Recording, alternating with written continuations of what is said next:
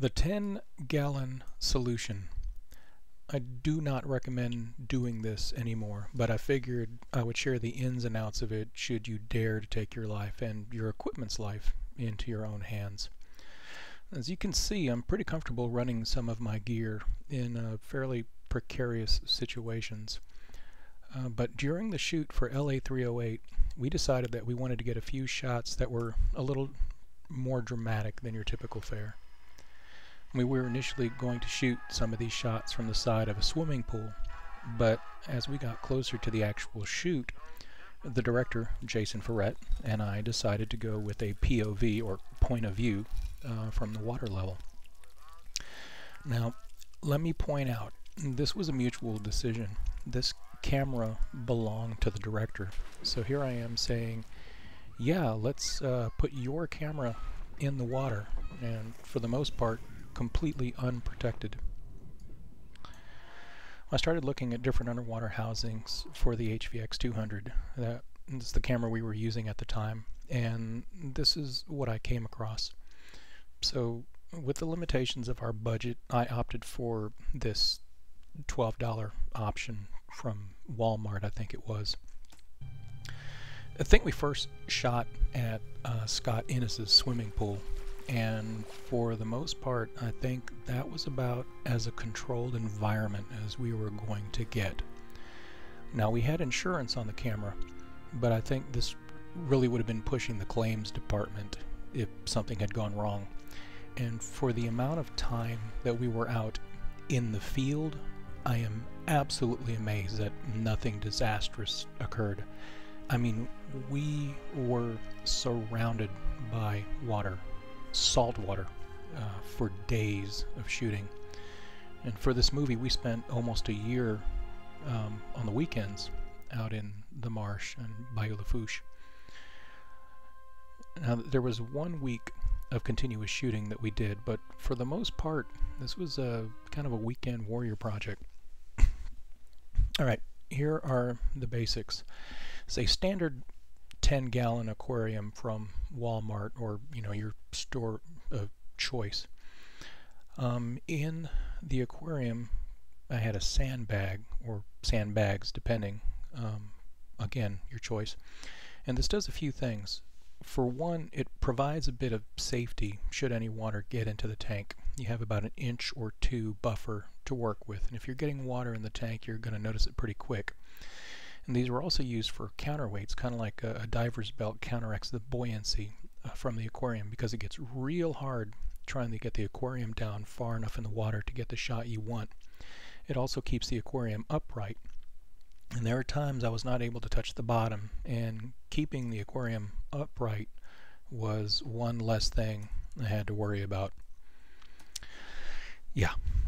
Also, I learned that having a black washcloth or a small dark towel is pretty beneficial in cutting down on any of the reflections from the bottom of the aquarium.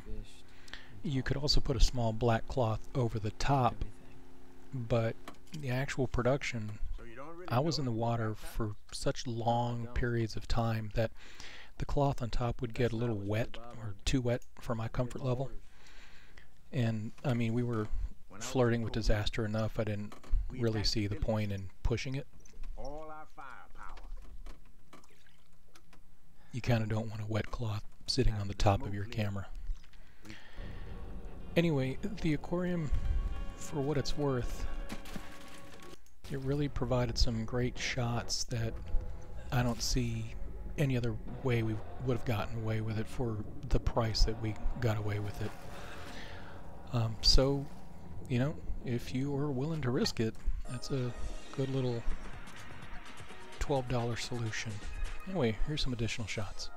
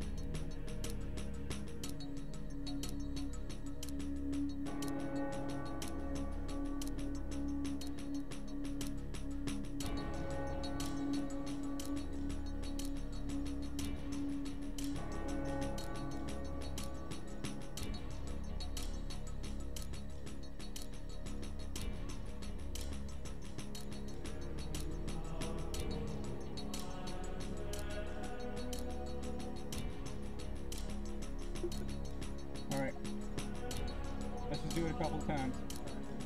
Go. I want you to go down and come up. Just, I don't give a shit.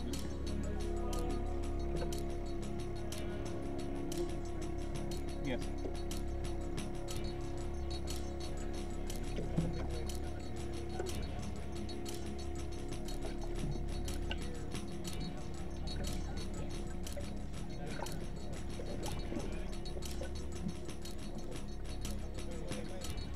Alright, stop.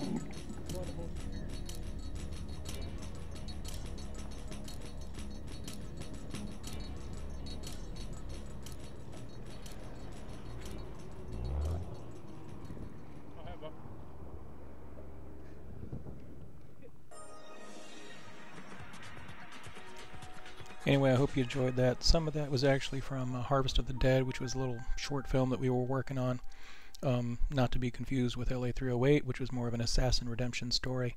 Appreciate you stopping by the blog. Please subscribe, and as I update with some more little tips and tricks, then we'll just keep you informed. Anyway, keep editing. Have fun.